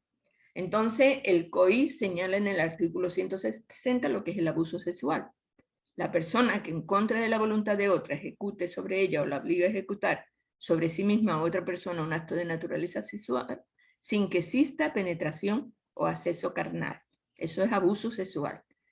Y en el artículo 171 define la violación como el acceso carnal con introducción total o parcial del miembro viril por vía oral, anal o vaginal, o la introducción por vía vaginal o anal de objetos, dedos u otros órganos distintos al miembro viril a una persona de cualquier sexo. ¿Y qué es la violencia vicaria? Quizá ustedes esto no lo han escuchado. Bueno, una psicóloga acuñó este término en 2012 y lo define como aquella violencia contra la mujer que la ejerce el hombre violento utilizando como objeto a los hijos e hijas para dañarla. El daño otra psicóloga dice que el daño que se ejerce a través de personas que tienen un significado especial para la mujer pueden ser los padres, los amigos, pero sobre todo los hijos. Y el daño más extremo que puede ejercer el maltratador hacia una mujer es dañar o asesinar a los hijos. Y este maltrato constata que los menores se convierten en víctimas directas de la violencia machista, porque los hijos siempre han sido las víctimas indirectas, pero ya en esta violencia vicaria son víctimas directas porque terminan con su vida. O si no terminan con su vida, los menores sufren ansiedad, miedo y pueden volverse mucho más agresivos, ¿no? Entonces, bueno, esta violencia vicaria existe. Yo recuerdo aquí en Manabí, en Puerto Viejo, hubo un caso de un padre que mató a los 2 hijos, después se suicidó. En España es muy común. En junio pasado, pues un señor pues mató, o sea, por orden del juez, prácticamente pues fue a visitar, o sea, las hijas le fueron a visitar, recogió a sus hijas, y hijas de 2 y 6 años, y las asesinó. Las asesinó y él era submarinista y las metió, las llevó al fondo del mar para que la mujer ni siquiera supiera qué había pasado con ella. Y parece ser que también él se suicidó. Lo que ocurre es que una de las hijas, la mayor, la de 6 años, pues salió, o sea, empezaron a buscarlo y lograron encontrar a la niña de 6 años asesinada, ¿no? Entonces, esto es el daño más extremo que se le puede infligir a una mujer, ¿no? Es el sufrimiento más grande, el matar a los hijos. Es violencia vicaria. ¿Y qué es la violencia simbólica? Bueno, la violencia simbólica es una práctica que resulta invisible para sus propias víctimas, por lo que se aprende, se acepta y no se cuestiona, porque nosotros prácticamente, a consecuencia del patriarcado, hemos naturalizado ciertas cosas como si fueran normales. Entonces, Pierre Bourdieu, en los años 70, utiliza ese término para decir que usa para describir una relación social en la que el dominador ejerce un modo de violencia indirecta en contra de los dominados. Esta práctica es tan sutil que no se evidencia y quienes la sufren no son conscientes de ello. Debido a esto se vuelven cómplices de la dinámica a que están sometidos. Se relacionan con mensajes, con creencias, con normas religiosas, y una vez que se interioriza, todo el mundo las acepta, o sea, se naturaliza. Vamos a ver algunos ejemplos. Por ejemplo, en revistas, en programas de variedad, en videojuegos y hasta en caricaturas, concursos de belleza, las mujeres son exhibidas para atraer el espectador. Y no solo hablamos de escotes pronunciados, de vestidos cortos y maquillaje. En algunos casos también se utiliza a la ama de casa con mandil para perpetuar los roles y los estereotipos de género. Los carteles que promocionan desde refacciones, prendas deportivas, tapicería, usan la imagen femenina para atraer al espectador. En algunos casos los carteles vienen acompañados de mensajes con doble sentido. Porque, bueno, el ejemplo no lo puse porque era un cartel muy grande. Por ejemplo, una comida apetitosa al lado de una mujer con poca ropa. Entonces, esos son mensajes que tienen un doble sentido. Otra forma en la que se ejerce esa violencia simbólica es cuando una víctima de violación es cuestionada por la ropa que llevaba puesta en el momento de la agresión. O sea, la víctima se convierte en la culpable por la ropa que llevaba puesta. También algunos dichos, refranes y frases que se usan de manera corriente y que perpetúan esos estereotipos de género como lloras como una niña, pareces vieja, calladita te ves más bonita, etc. O sea, son esa violencia simbólica que la vivimos cada día, que la naturalizamos, la vemos como normal. Entonces, aquí en esta imagen podemos ver un iceberg y vemos lo que es visible en la violencia de género y lo que es invisible. Bueno, lo más visible es el asesinato. Después está la violencia física, la violación, el abuso sexual, la violencia psicológica, amenazar, gritar, insultar. Pero también hay formas invisibles que son parte de la violencia psicológica, como humillar, desvalorizar, despreciar, ignorar, culpabilizar, el chantaje emocional también. Y lo que es las formas más sutiles es el humor sexista, el controlar, la publicidad sexista, la invisibilización, el lenguaje sexista, la anulación y el micromachismo. Entonces, esa es la violencia simbólica. Los efectos. Bueno, los efectos podemos ver que la violencia tiene efectos físicos y efectos psicológicos. El efecto físico, bueno, puede haber fracturas, heridas, hemorragia, aborto, discapacidad y muchas veces la muerte producida por la violencia física. Los efectos psicológicos, sobre todo, se destruye la autoestima, la seguridad, la alegría, la creatividad, la confianza en sí mismo y se aumenta la ansiedad y la depresión. Los efectos al principio son silenciosos, pero a veces se reflejan en síntomas inespecíficos que padecen ciertas mujeres, pues, que sufren violencia, que padecen dolores de cabeza, dolores de espalda, insomnio, pérdida de apetito, etc. Y en muchos casos estas molestias pues, pueden llegar a transformarse en enfermedades crónicas. Se ha visto en Europa sobre todo que 1 de cada 5 días de ausencia de las mujeres al trabajo se debe a la violencia intrafamiliar que reciben. Y que causa, sobre todo en la edad reproductiva, que la edad reproductiva es desde los 14 años hasta los 49, o sea, se tiene el ciclo reproductivo, la violencia intrafamiliar es causa significativa de discapacidad y muerte en ese ciclo de edad. La exposición a un estrés extremo, experimentado directo o indirectamente, exige a las personas utilizar una gran cuota de energía que prácticamente pues, les destrozan la vida, les hacen sentirse impotentes, tristes, sin ninguna ilusión, y realmente pues, es una situación bastante triste. Bueno, ahora vamos a ver el ciclo de la violencia. El ciclo de la violencia sabemos que es un ciclo que se va repitiendo, que se va acortando cada vez más y que se va profundizando. En cuanto a la violencia, comienza con amenaza, quizás la violencia psicológica más sutil, y después va aumentando esa violencia. Pero ¿cómo ocurre este ciclo? Primero, acumulación de tensiones, después explosión de violencia, tercero, reconciliación o luna de miel, aparente normalidad y vuelve el ciclo.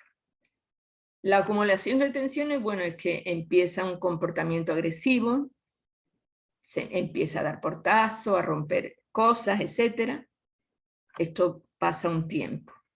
De ahí viene el episodio violento agudo de violencia, donde se descargan las tensiones.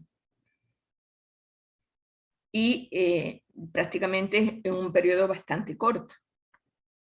Después viene la etapa de calma, arrepentimiento, luna de miel, que en esta fase pues el maltratador se culpabiliza, toma en su cargo una parte de la responsabilidad, le dice a la mujer que ya nunca lo va a hacer, que ya esto va a cambiar definitivamente, que promete buscar ayuda, etcétera, etcétera. Esto es una etapa. Y hay una etapa también, una cuarta etapa de aparente normalidad, en que pasa un tiempo y vuelve la siguiente etapa, que es la acumulación de tensiones. Bueno, vamos a ver los mitos contra la violencia. Si la mujer es golpeada es porque se deja. Si realmente quisiera, podría dejar a su abusador. A ver, ¿qué opinan ustedes de esto? Si la mujer sufre violencia es porque se deja. Si quisiera, podría dejar a su abusador. ¿Eso es verdad o es un mito? Es verdad. ¿Y pero por qué? Porque todo es cuestión de razonamiento. ¿Cómo vas a estar con algo o alguien que te hace daño? O sea, esa Pero ¿qué es la razón ocurre? más Eso evidente. es, desde su punto de vista, usted dice que es verdad, pero a ver, ¿hay algún otro punto de vista? No, yo tengo un punto diferente de vista, doctora. A ver. Bueno, a mí me parece que realmente es un mito. Primeramente, seamos objetivos. Uno siempre tiene que ver una situación desde el punto de vista desde la otra persona. Son personas, por lo general, este tipo de personas, bueno, estas mujeres, vienen acarreando situaciones o cosas desde el hogar, desde niñas. Son cosas que vienen arraigadas y en las cuales se debe trabajar. Entonces, así por así, no se puede. Tal vez nosotros como personas que no hemos estado en esa situación, que no hemos venido con una niñez tal vez traumática, con un hogar en donde un padre es violento o donde está normalizada la violencia, podamos decir sí. O sea, yo en algún momento también pensé como el compañero y dije, chútica, pero Dios mío santo, ¿por qué no les abres los ojos a esta mujer? Pero, Bueno, pero o sea, una mujer... hay que ponerse en el zapato de ella, y que son problemas que ya vienen desde tiempo, son problemas en los que se deben trabajar. Estoy en desacuerdo, porque una mujer que sufre violencia no es porque viene, quizá, puede ser que que en su historia personal haya sufrido violencia en la niñez, pero no tiene por qué sufrir violencia en la niñez y que eso sea consecuencia que sufra violencia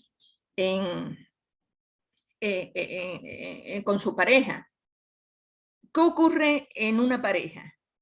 O sea, ¿por qué se está con alguien? Se está con alguien porque se quiere. Entonces, de pronto, para que la mujer deje a esa persona, donde hay un afecto porque la mujer quiere a la persona maltratadora, hay un lazo emocional. Entonces, eso es difícil de romper. El lazo emocional existe. Entonces, hay que romper el lazo y eso cuesta. Por otro lado, a veces existe el lazo económico. Si la mujer no trabaja y el maltratador es el que proporciona el sustento a la familia, y si tiene hijos, mucho peor. ¿Cómo va a dejar a ese hombre? O sea, tendría que pensárselo. No es porque no quiera. Porque obviamente si a mí me maltratan, yo quisiera dejarle, pero hay alguna circunstancia. Incluso una mujer que tenga su profesión, incluso es por vergüenza que no le deja. Entonces hay una serie de circunstancias que hace que no le deje. Si una mujer es golpeada es porque se deja. Si realmente quisiera, podría dejar a su abusador. Hay algunas circunstancias que hacen que sea muy difícil. Por eso, cuando la mujer da el paso para denunciar, tiene que estar como muy consciente de todas esas circunstancias, dejar todas esas circunstancias personales y decir, bueno, voy a empezar de cero. Entonces, a veces nosotros que éramos la red de violencia, la red de atención y prevención de la violencia de Manta, que nos decíamos, mucha gente nos decía, ustedes son rompefamilia, porque cuando llegaban las mujeres a nuestro centro, ellas ya habían decidido empezar de cero, entonces a nosotros nos llamaban rompefamilias. porque realmente es dejarlo todo. Y si la mujer quisiera, podría dejar el abusador, tiene muchas consecuencias. No sé si hay alguien más que quiere decir algo. A ver. Ok. Ya, aquí otro mito que dice: la violencia intrafamiliar es provocada por el alcohol y la droga. A ver, ¿ustedes qué piensan? ¿La violencia será provocada por el alcohol y la droga? A ver, ¿qué opinan? No, No. ya que muchas veces se presenta, Depende, digamos, doctora. sin que se encuentre esos defectos de medio. A ver, correcto. ¿Otra opinión? Yo opino que sería más bien un factor desencadenante, pero muchas veces la violencia comienza con un hombre borracho, pero termina igual sucediendo el hombre estando en total lucidez de sus sentidos. Ok. O sea, ¿qué quiere decir? Que a veces, bueno, tantas veces que se toma alcohol, pero las personas no son violentas. O sea, las personas, muchas personas toman alcohol, pero no desarrollan violencia. Entonces, en las personas que son machistas, que quieren dominar, que quieren llevar el control, el alcohol o las drogas producen una desinhibición y es como un factor de riesgo, hace que esa violencia se exprese de mayor, digamos, de una manera más evidente. Entonces, Es que es como un impulso que el alcohol y la provoca a la droga persona son que factores de ya tiene riesgo, pero no son causa. La causa es el machismo, es querer tener el control. Es esa relación de poder desigual, pero que el alcohol y la droga le puede, diríamos, acelerar. Es un acelerante. Un impulso. ¿Ok? Veamos otro mito. Si se porta mal, merece ser golpeada. A ver. Mi mujer salió sin permiso, mi novia se fue con sus amigas, no sé de dónde, y no me dijo nada. Si se porta mal, merece ser golpeada. ¿Qué opinan? Es falso. A ver, ¿qué opinan de eso? ¿Será un mito o será una verdad?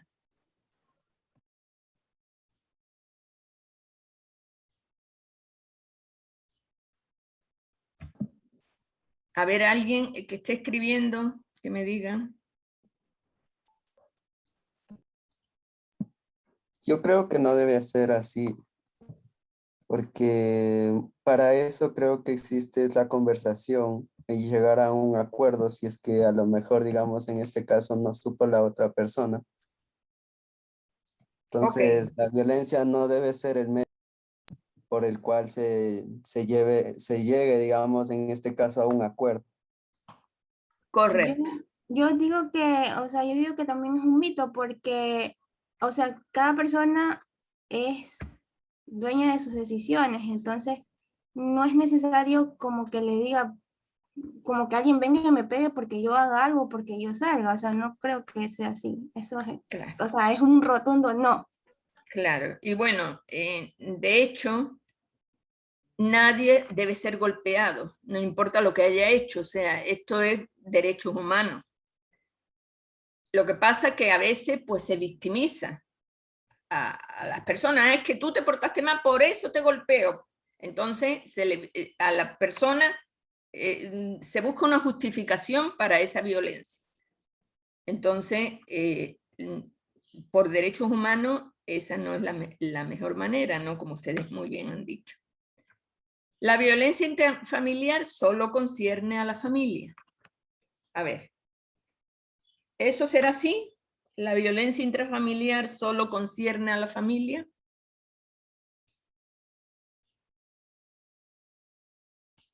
¿Qué opinan? Si nosotros nos peleamos como pareja, y hay violencia, eso es cosa de nosotros. ¿Será Doctora, así o no? no, no es así, porque a veces los actos que hacen los padres, los niños los ven, y por eso a veces hay los niños que hacen bullying a los más inocentes en lo que es la escuela. O sea, no solamente concierne adentro, sino hay varios factores. Ok. Porque si si la pareja comienza a pelear, él comienza a ser agresivo con ella, el niño va a decir, no, lo que están haciendo mis papás está bien. Entonces yo voy a replicar lo que hacen con los demás niños. Por eso hay niños violentos que comienzan a hacer... y miren, y básicamente ya la violencia, o sea, en el momento que hay violencia ya es un problema de salud pública. Miren, si ustedes cuando sean médicos en su consulta llega una persona que tiene rasgos de haber sido maltratada, ya hay un protocolo que dice que ustedes inmediatamente tienen que denunciar. O sea, cualquier persona que vea un acto de violencia tiene que denunciar, porque es un problema de salud pública, porque es un problema, como usted muy bien dice, que tiene otras connotaciones, que tiene otras consecuencias a nivel social, a nivel familiar, a nivel de hijos, a nivel de la misma violencia que se puede estar escalando y puede llegar a un asesinato. Entonces, inmediatamente eso se tiene que denunciar. Entonces, obviamente, la violencia intrafamiliar solo concierne a la familia. No, eso es un mito. Hay que hacerla pública, hay que denunciar, y incluso se tiene que denunciar la familia si es posible, y si la mujer no se atreve, tiene que denunciar a la familia. Es difícil, pero es así. La violencia es un problema de familias pobres y sin educación. ¿Será una realidad o es un mito? A ver. ¿Qué opinan? La violencia es solo cuestión de familias pobres y sin educación. No, doctora. Hasta en las mejores familias se ve la violencia. Sí. Es que ¿Pero qué muchas ocurre? de las veces no depende de lo económico, sino de su educación personal. Ok, pero lo que pasa que, por ejemplo, las personas más populares, diríamos, como que no les importa ir a buscar ayuda y pedir esa ayuda. Pero, por ejemplo, una persona, una doctora que esté sufriendo violencia de parte de su pareja, se morirá de la vergüenza, tienen vergüenza de decir. Entonces, realmente se esconde en las clases sociales más altas, en las personas más educadas, que son profesionales.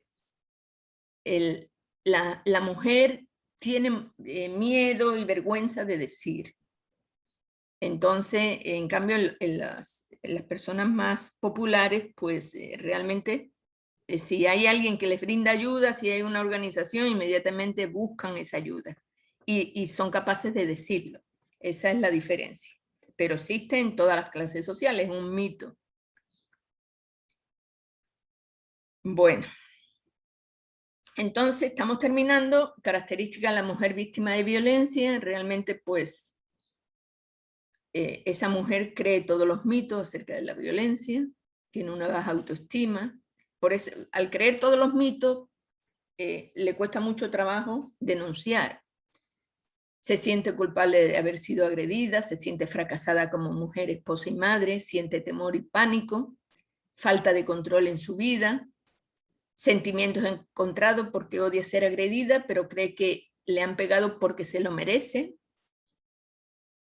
porque el agresor le culpabiliza siempre, entonces crea un sentimiento de culpa que le va destruyendo la autoestima, se siente incapaz de resolver su situación, cree que nadie le puede ayudar, se siente responsable por la conducta del agresor también, se aísla socialmente, tiene riesgo de adicciones, acepta el mito de la superioridad masculina y teme el estigma del divorcio por todas las situaciones que hemos indicado. Entonces, realmente, las mujeres que sufren violencia, pues hay que nosotros cuando teníamos la red, cuando yo estaba, la red existe todavía, yo era parte de la red y era parte de una unidad de atención y prevención de la violencia. Nosotros lo que hacíamos era muchos cursos de concientización, hacíamos cursos de derechos humanos, simplemente para que las mujeres, porque eso a nadie se le puede imponer nada, la mujer es la que tiene que dar el paso, y a veces el paso es bastante duro, como hemos visto, ¿no? Pero la única manera de que ellas vayan entendiendo es un poco sabiendo que tienen derechos, empezando por indicarles que tienen derechos y cuáles son sus derechos, cuáles son la legislación que existe en el país. O sea, nosotros hemos dado muchísimos cursos a nivel de muchos barrios y siempre al final de los cursos llegaban 1, 2, 3 mujeres y decían, y bueno, ¿y dónde se puede buscar ayuda? O sea, ahí de alguna manera las mujeres empezaban a abrir los ojos, empezaban a querer hacer la denuncia, pero eso es una decisión personal. Entonces es una situación bastante dura y sabemos que es una situación que es una realidad en salud pública. Miren ustedes, comparemos la prevalencia de diabetes a nivel de Manabí será un 15%, poniendo una cifra bastante alta. Esa es la prevalencia de diabetes, poniendo una cifra bastante alta, porque normalmente a nivel del Ecuador es un 10%, 8 o 10%. Entonces pongamos que es un 15% la prevalencia de diabetes en Manabí. Y la prevalencia de violencia de género en este momento es el 34%. Entonces quiere decir que realmente la violencia de género hacia las mujeres es un problema de salud pública. ¿Ok? Bueno, señores, este tema da para muchísimo y yo les invito a que ustedes consulten y lean todo lo que hay publicado. Hay muchísimas cosas, ¿no? Entonces, miren ustedes, con este tema nosotros vamos a hacer 2 tareas. Vamos a hacer una tarea que es un debate sobre discriminación de género. Eso es lo primero que vamos a hacer, que es, mañana ustedes van a preparar ese debate. Se va a tratar 3 temas. El tema del machismo y la violencia de género, que es una discriminación. El matrimonio igualitario y la adopción de hijos, que también es otra discriminación en muchos países. Y otro tema que es muy controversial y muy de actualidad, que es la despenalización del aborto en casos de violación en menores de 15 años. Entonces, esos son 3 temas que vamos a tratar en ese debate de discriminación de género. Y después, la otra tarea, la otra actividad que ustedes tendrán que hacer será una investigación sobre violencia de género. Ustedes pueden hacer esa investigación, vamos a hacerla por grupos, los mismos grupos de las exposiciones, va a ser grupal, y ustedes aquí ya no va a ser una investigación cualitativa, sino cuantitativa, o sea, ustedes van a hacer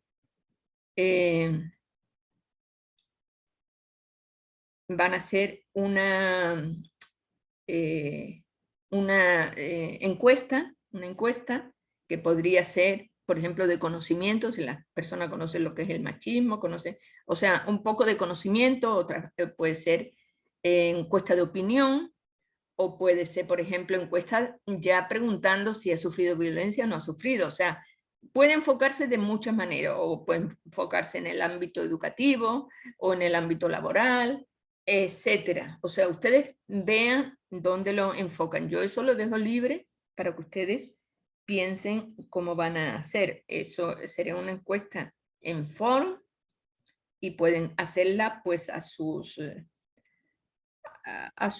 amigos, a sus conocidos en redes sociales, para que ustedes puedan ir desarrollando. Bueno, el debate va a ser similar, aquí me pregunta alguien, ¿entre todos o grupal? Como son 3 temas, vamos a hacer igual que hicimos el debate anterior. Se va a dividir la clase en tres grupos, y de ahí se va a hacer ponencias a favor y ponencias en contra. Aquí hemos dicho, igualmente se ha dicho que mañana ya eso lo veremos, cómo tenemos que hacer para que hacer las preguntas, en las ponencias, etcétera. Eso mañana continuaremos. Vean, son las 11:05, hemos terminado la clase y mañana continuamos para organizar lo que tiene que ver con el debate. ¿Ok? Entonces mañana seguimos, señores. Muchas gracias por su atención. Gracias, doctora. Gracias, doctora.